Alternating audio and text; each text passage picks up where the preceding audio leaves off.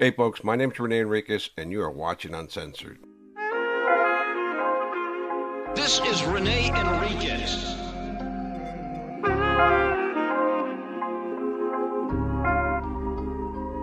Nickname Bootser.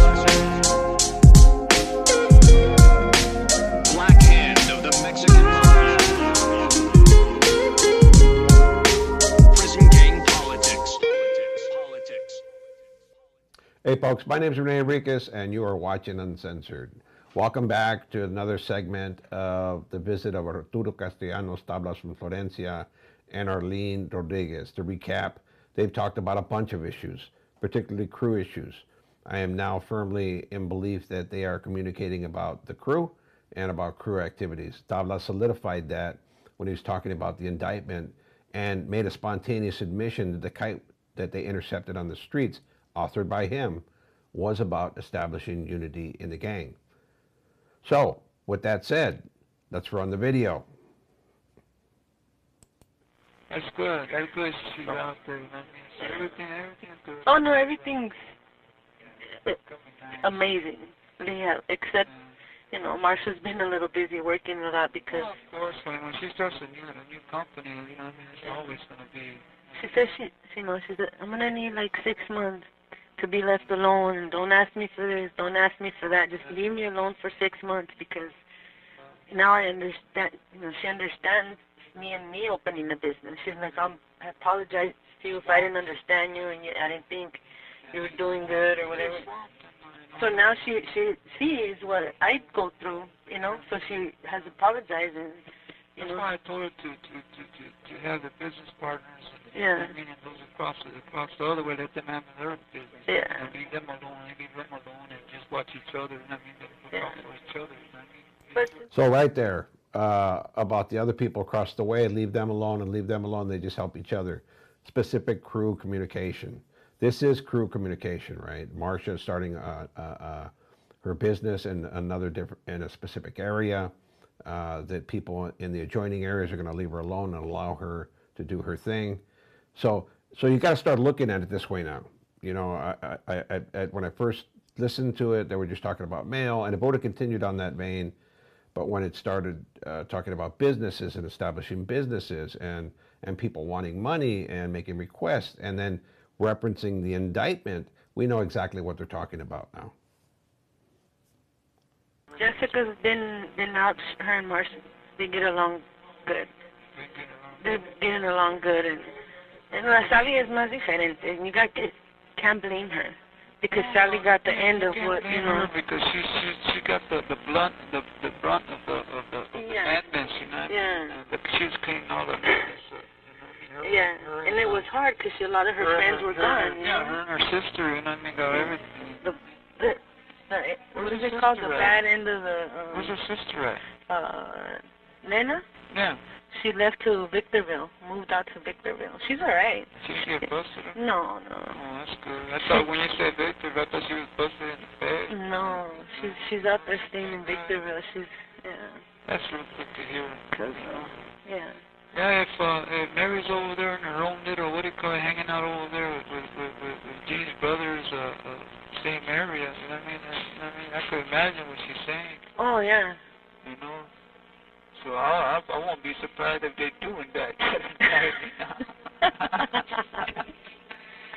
Yeah, it's alright. I'll end up going down to court anyway, regardless. Yeah. I'll go down there, get my road trip that I want. Because I asked my brothers, I'm just gonna sit there for a few years. Yeah. You know what I mean?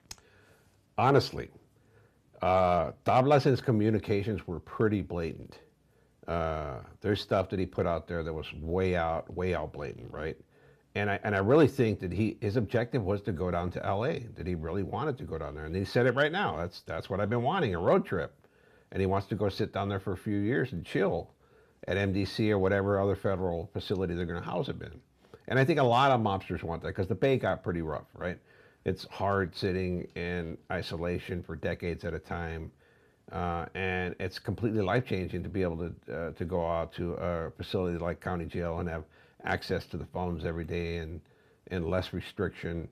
It's kind of like a vacation, and that's how you got to see these guys seeing it. Like this is a breath of fresh air getting down there. Even if they get indicted, it doesn't really matter because they have life sentences already. They're all just sitting there. I like to visit my family, you know what I mean? And make sure they're doing all right. Everything, you know what I mean? Stays all right. None of my sisters go over there messing around with nobody. Yeah. With my parents, my kids, with my nephews. Yeah. So, everything will work out regardless, even if that happens. What they gonna do to me? Put me in jail? Gonna put you in prison? Wow. How long? Because my brother's attorney, he has a public attorney, and he said, I asked him, I'm like, can you call witnesses? And he's like, oh, no. Bien sangrón, he's like, no. It's like, all right. He's a federal attorney, appointed by the court, so I was like, because my brother's not from the gang, or why is he being indicted? Like, I could, he ain't. Well, the only ones that could, I seen the indictment, and said the only ones that could put me down is that guy Hernandez. Who's Hernandez? The one they called, they said on the indictment, it said Cruiser, and the other one says, Cruiser, and the other one says Frog. So those two could put you? Yeah, those are the ones that could put me down, because those are the ones they put with the so-called Tablas and all that. And they're the ones supposed to be, according to the indictment, have the same word out there saying, okay, do this and that for me and stuff, you know what I mean? That's the only... I think he's talking about Sapo Fernandez. It's a Mexican Mafia member. He said Frog, right? I could have misheard that, but he's laying out right now who can subpoena him down to court, because a lot of defense attorneys don't want to do it.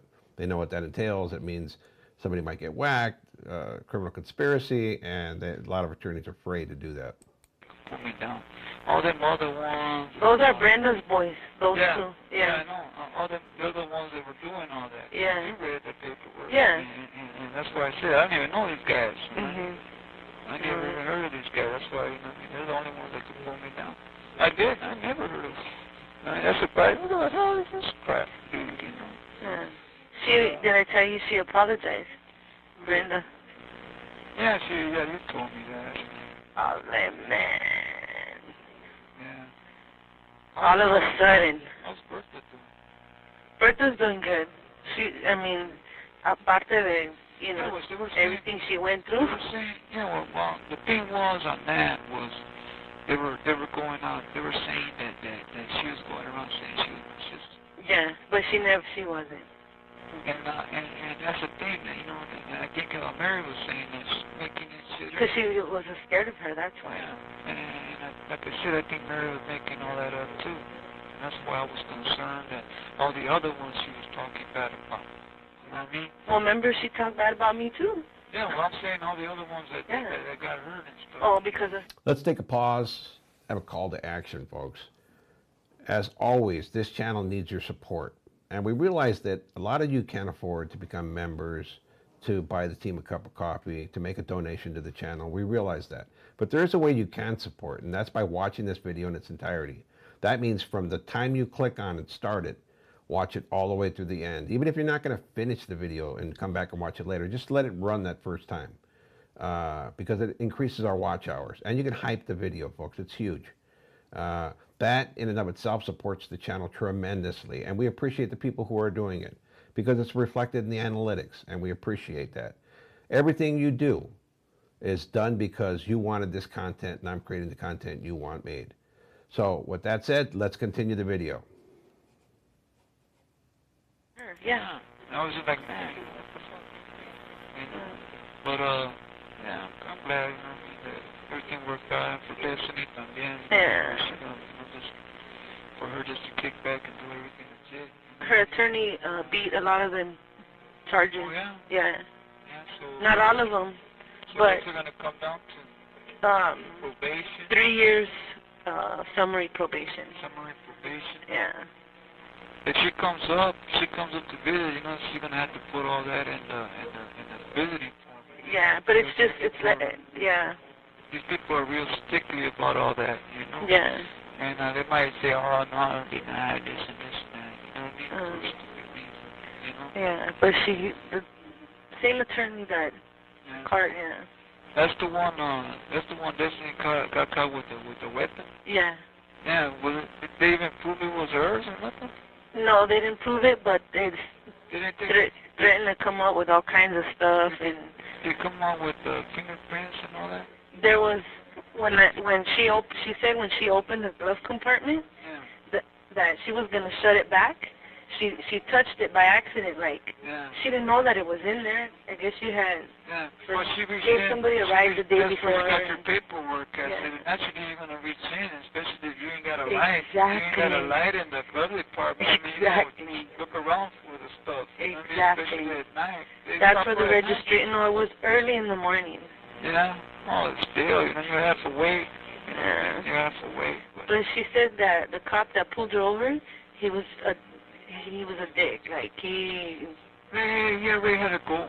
Yeah. He had a goal to pull her over and to arrest her, no matter what, because they got about their confidential informant. Did they have? Well, he didn't put it on the he didn't write it on the booking report. Yeah, see, they didn't even. When he pulled her over, he told her, like, where's everything at? Where's the drugs? She said that she, like, what are you talking about? Like, what they ended up getting was they got some kind of confidential informant that made stuff up about her. Right. And they had their little briefing. You know, they have their briefing before they go on patrol, and they say, well, this individual, this and that. And then he just made all that, just threw that out there. Yeah. And try to get you with anything. Yeah. Not you, but this. Yeah. Well, no, but that's how they are. They'll try to get you with anything. Try to get you with anything. Yeah. And, So. Yeah, that's just ridiculous. Yeah. But they initially had charged it as a felony. Because they brought out something from before. But the attorney fought everything and fought, and they brought it down to They had a prior. That's what happened. Yeah. They brought it down to a misdemeanor because it wasn't loaded. Yeah, well, that's good. That's good. They bring it in because. And it was concealed in a so it's not like she was carrying it or. Loaded. And I asked her, I'm like, you know, what was it doing there? Did you know it was there? She's like, I didn't know it was there. You know, a couple of days before, I gave somebody a ride. And they find any bullets in there? No. No bullets at all? Well, yeah, they found them, but, you know, the funny thing is that, you know, she said that they were there, but they put that they weren't there. Did they find the bullets in the glove department? Yeah. Yeah, because usually when people are carrying guns, they put the bullets in the front, or the gun in the trunk, or the gun in the front, and then the bullets in the trunk. That's the law. I know, but when you're carrying. The gun was, she said it was a revolver, and it was fully loaded, but the officer, when he wrote the report, he put it was unloaded. Yeah, well, that's where he if he was really trying to get you that bad, he would have. Kind of contradicts what she said, that she didn't know it was there. She didn't know the gun was in the glove box. That's a huge contradiction. And then she said she touched it. Her print was on it because she touched it on mistake, because it was early morning, and she stuck her hand in there looking for paperwork. But if she didn't know it was there, then how would she know it was loaded, right? How would she know it was loaded when she's saying the officer said that he didn't put it in the report? How would she know it was loaded if she didn't know it was there? Just question that'll give you pause. That's just a little thing that caught my attention right there. It was fully loaded, and he would have loaded it himself. Yeah. You know, but I think he probably knows that. You know what I mean? You can't get away with just everything. You know what I mean? Do anything, set somebody up. You know what I mean? Yeah. But I'm glad this he's getting off on that as far as what do you call it? That's some crap they be doing out there now. They really want you now. They just set you up. Yeah. They ain't got they don't go by their law and justice no more. No. You know, they're starting to be like Tijuana cops out there now. Yeah. You know what I mean?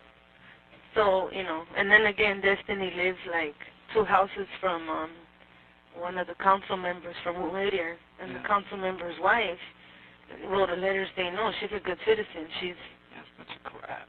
We walk our dogs together, leave her alone, you know? So I don't know if that helped, but they brought it down to a misdemeanor and 3-year summary probation and a fine. They had to throw in a fine. So that was it. So she's good. She's good. Yeah, and then she's happy that Jessica's there because she don't hear nothing. The kids go crying to Jessica. Yeah, well, that's what I was saying. That's why I have rolled Destiny, and I told her that. Yeah. It's best that way.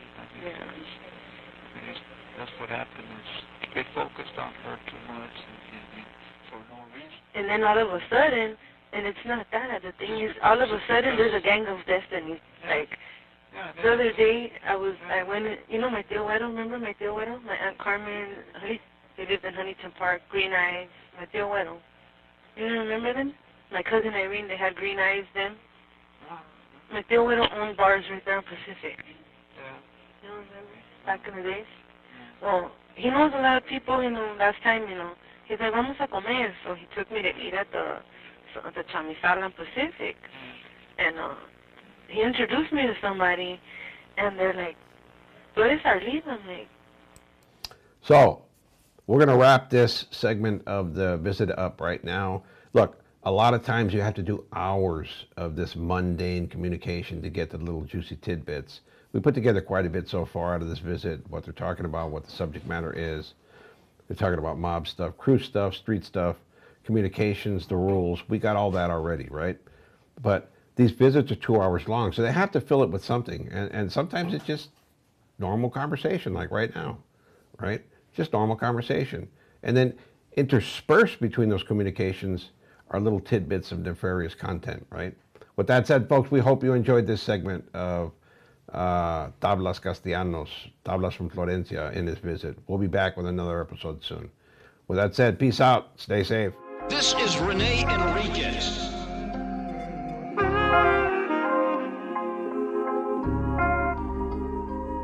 Nickname Boots.